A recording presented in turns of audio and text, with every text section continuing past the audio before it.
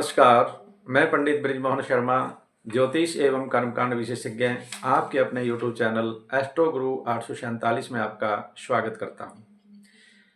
आज का चर्चा है वास्तु दोष के ऊपर आधारित कुछ छोटी छोटी टिप्स, जिनको करने के बाद आपके जीवन में आने वाली बाधाएं, रुकावटें, परेशानियां सब खत्म हो जाएंगी।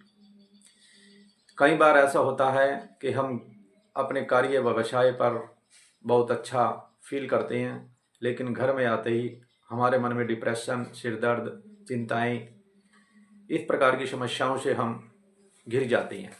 इसका मुख्य सीधा सा कारण है कि हमारे घर में कहीं ना कहीं वास्तु दोष है, जिसका हम ध्यान नहीं कर रहे हैं। तो अपने घर के वास्तु दोष को दूर करने के लिए बिना खर्चे के एक छोटे छोटे टिप्स एवं उपाय मैं आपको बताने जा रहा हूँ, जिसको करने से आपका जीवन धन्य हो जाएगा। बहुत ही अच्छे तरीके से आपको करना है, श्रद्धा और विश्वास के साथ आपको करना है। कोई खर्च नहीं होगा, बस सिर्फ आपको करना है। तो क्या करना है, हमारे बच्चे जो नित्य प्रति पढ़ाई करते हैं, उनका जो अध्ययन कक्ष है वो शौचालय के निकट न हो, और पढ़ने वाली जो मेज है वो भी दीवार से सटी हुई न हो। कमरे में हरे रंग के पर्दे लगाने चाहिए। माँ सरस्वती का फोटो लगाना चाहिए। माँ सरस्वती के सामने सरस्वती चालीसा का पाठ प्रतिदिन करें, और अध्ययन कक्ष में हल्के रंगों का प्रयोग करें, जैसे कि हल्का पीला, लाइट रंग का हरा या क्रीम, कोई भी रंग आप लें, लेकिन हल्के रंग का लें।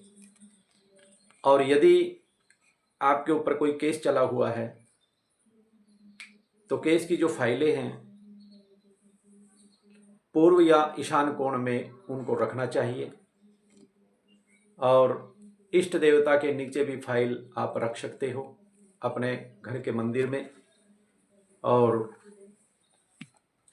आग्नेय कोण या दक्षिण दिशा में अपनी फाइल को आपने कदापि नहीं रखना है। आग्नेय कोण का मतलब है पूर्व दिशा, और दक्षिण दिशा के कोणों को अग्नि कोण कहते हैं। और दक्षिण दिशा तो आपको पता ही होगा, इस दिशा में आप अपनी फाइलें न रखें। तिजोरी में फाइल रखने से सारा पैसा खर्च हो जाता है, धन आपका रुकता नहीं है। तो कोर्ट केस के फाइल, अपने कोर्ट केस की फाइल के पास अपने पैसे, जेवर आदि न रखें, अन्यथा सब के सब खर्च हो जाएंगे। पूर्व, पश्चिम या उत्तर में की दीवार पर घड़ी लगाएं। पूर्व, पश्चिम या उत्तर की दीवार पर घड़ी लगाएं। घड़ी या ताला घर में रुका हुआ नहीं होना चाहिए, खराब नहीं होना चाहिए, बिगड़ा हुआ नहीं होना चाहिए। और ऐसी घड़ी या टाइम पीस लगाएं जिसके अंदर संगीत चलता हो, मंद आवाज से। और दरवाजे के ऊपर भी घड़ी या टाइम पीस हमें नहीं लगाना चाहिए।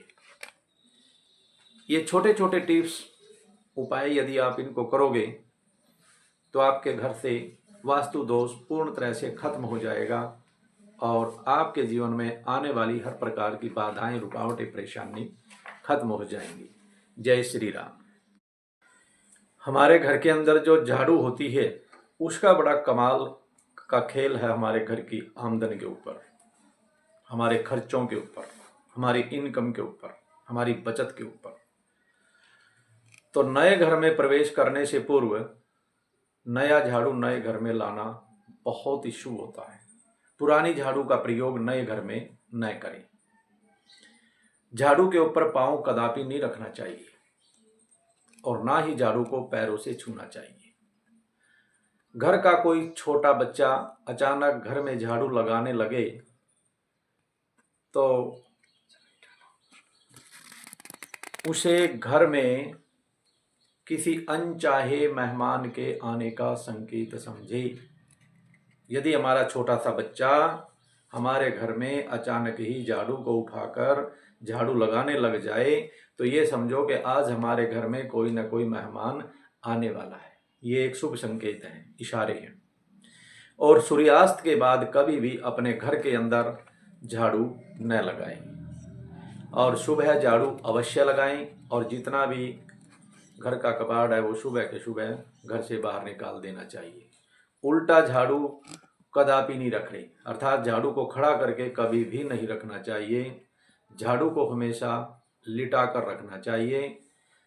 झाड़ू खड़ी रखने से घर में कलह कलेश हो जाता है, दिन प्रतिदिन झगड़े हो जाते हैं, आपसी तालमेल बिगड़ जाता है।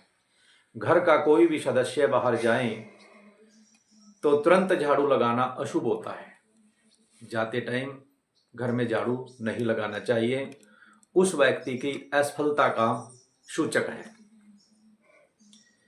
और झाड़ू को घर से बाहर या छत पर भी नहीं रखना चाहिए, ऐसा करने से घर में कलह कलेश बढ़ जाता है।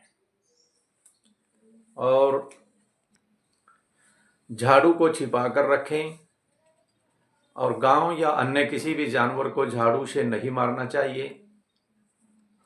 और झाड़ू से अपने घर आए हुए किसी पशु को भगाना भी नहीं चाहिए। इससे महालक्ष्मी रुष्ट हो जाती है और आपके घर में दरिद्रता वास कर जाती है। पूजा घर में झाड़ू या कूड़ादान नहीं रखना चाहिए। झाड़ू को कभी जलाना भी नहीं चाहिए और ज़्यादा पुरानी झाड़ू भी अपने घर में नहीं रखनी चाहिए। पुरानी झाड़ू जब कभी बदलनी हो तो शनिवार को बदलें, बहुत ही अच्छा शुभ संकेत है। झाड़ू से संबंधित यदि आप इन बातों का ध्यान रखोगे तो आपके घर में सुख शांति बनी रहेगी। जय श्री राम।